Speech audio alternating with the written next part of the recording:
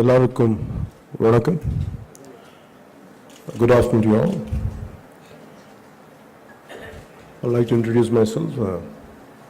Maybe most of you might know me, but still I will prefer to introduce myself. My name is Pawan Kalyan. I found, apart from being an actor,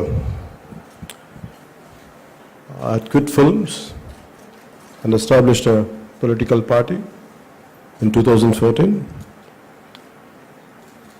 The party name is Janasena. எனக்கு 20 வருஷம் தாண்டி போயிடுச்சு.